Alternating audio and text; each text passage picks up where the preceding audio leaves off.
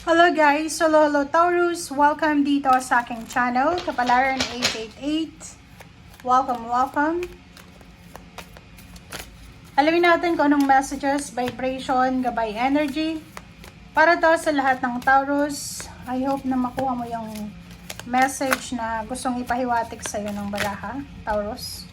Okay?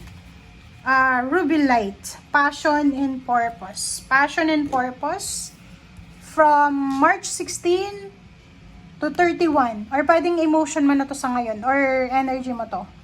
So, sinasabi sa'yo dito ng barahan na yung kagustuhan mo, yung pangarap mo sa buhay, siya yung nagbibigay sa'yo ng motivation para gawin ang lahat-lahat sa ngayon. Nakikita ko sa'yo, mayroon ditong Taurus na medyo disappointed siya. Disappointed siya kasi ginawa niya yung best niya. Nag-apply siya ng trabaho. Naghihintay siya sa result, parang ganon. Nag-loan sa bangko. Nag-apply ng pangingibang bansa. Pero until now, waiting ka. So, passion and purpose, sinasabi ng barahan na wag mong aalisin sa buhay mo, Taurus, yung pagiging mong passionate, enthusiastic. Diba? Yung pagiging motivated mo.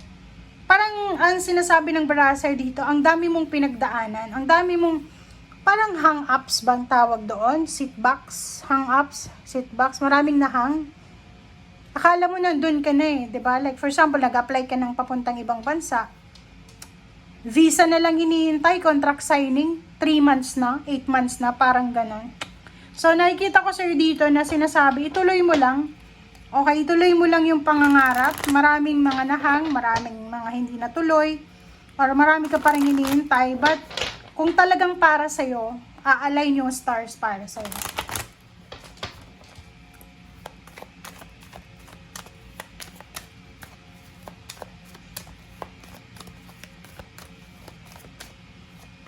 Okay. Oh, 'di ba? Journey. So, nakikita ko sa'yo dito, ang journey na to, sorry, nagalaw guys.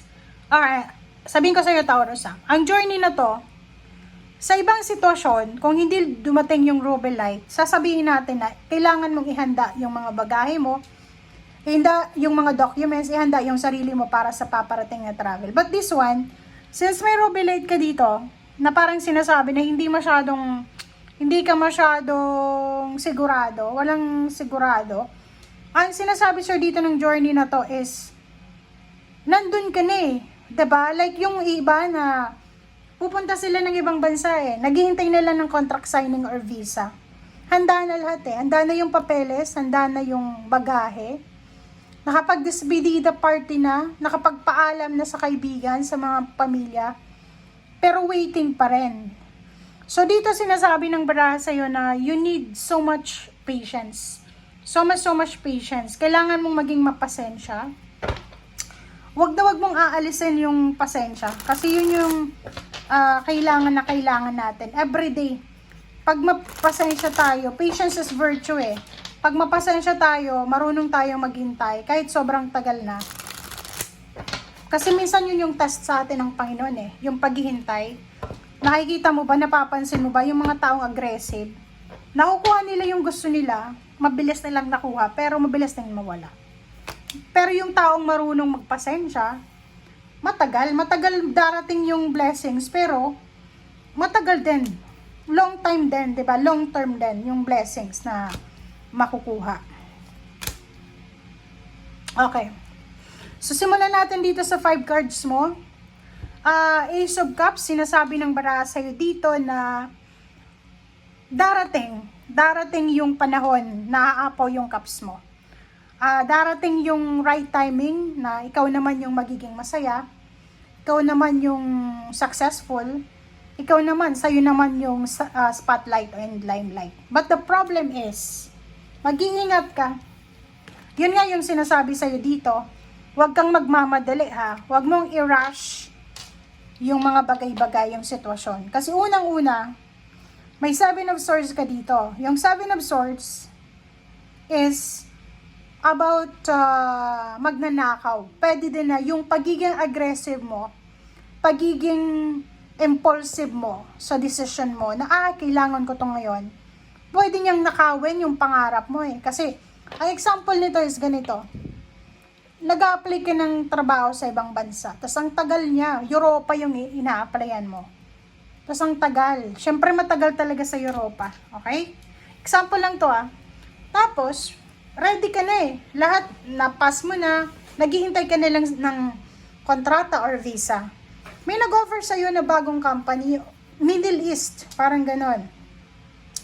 Medyo mababa yung sweldo, since need mo ng work, nag-grab mo na yun, di ba? Sabi mo, okay, so yun lang. Kasi yung pagiging aggressive mo, hindi mo mahintay yung trabahong pang Europa, pwedeng bumagsak yung foundation mo, pwedeng pagsisihan mo yan sa bandang huli.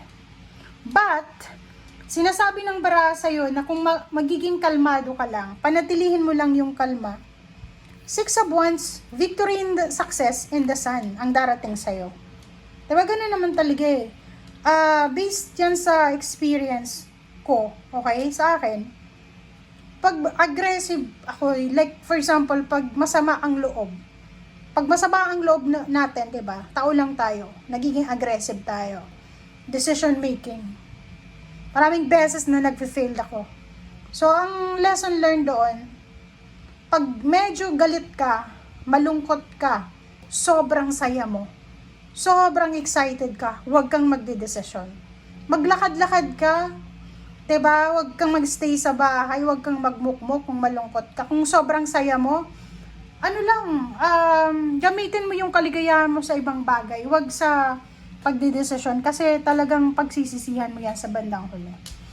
So, dito sinasabi ng bara sa'yo, iwasan mo lang yung mabilis na pagdedesisyon, Taurus. Kasi may recognition, may awards, rewards, may happy moments, happy celebration, joyful moment, wish fulfillment. Marami dito na posibleng source of happiness, source of completion na darating sa'yo kung makakapaghintay ka lang. Okay? So, sinasabi ng bara sa'yo, kailangan mong i-prioritize ngayon, Taurus, yung iyong emotion. Emotion, physical body, mental health, psychological health. Kailangan mong magpahinga.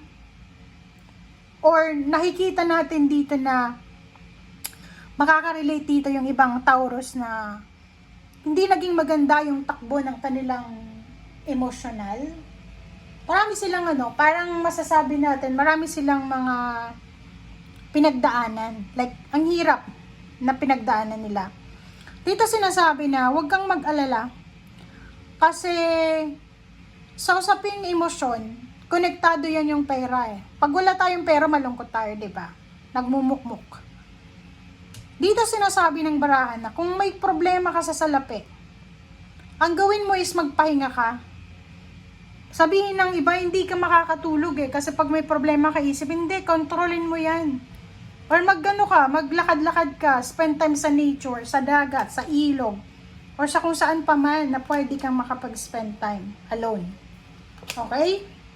Sa ilalim mo dito is Queen of Wands, diba? So, sinasabi sa'yo dito ng Queen of Wands na huwag kang mag-alala, Taurus, kasi on the way na yung freedom para sa'yo. Ito yung Five of Swords, tsaka the Star. Sinasabi ng baraka, huwag mong isusuko yung pangarap mo sa buhay. Kasi, may tendency ka na isuko ito eh. May tendency ka na, ang tagal ko nang hinihintay, isusuko ko na lang. Tatanggapin mo na failure to. No. Dito sinasabi ng barahan na maghintay ka.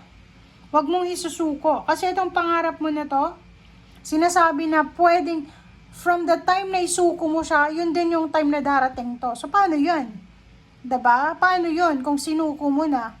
So, dito sinasabi na konting tiis, iwasang maging aggressive, yung wishes mo, yung dreams mo, yung goals mo sa buhay, panatiling buhay yung pangarap natin. Page of Swords, sinasabi ng Page of Swords na maraming good news, maraming bagong ideas, maraming bagong information, mga connection na pwedeng dumating sa'yo in the near future. So, kung halimbawa sa ngayon, parang feeling mo mag-isa ka, helpless, hopeless, sinasabi dyan sa'yo ng baraha na pag wala tayong masahan sa tao, Panginoon, doon tayo, lean on God, di ba? Lift everything sa Panginoon. Ibigay mo yun sa Panginoon kasi siya yung pwedeng magpadala sa atin ng mga tao na pwedeng makatulong sa atin. Okay? So, dito sinasabi ng baraha sa'yo, sa baraha mo dito, Taurus, na ano man ang pinagdadaanan mo sa ngayon na parang nahang lahat ng plano mo or anything, tuloy lang, huwag mong isusuko yan. Okay? Thank you guys. Bye!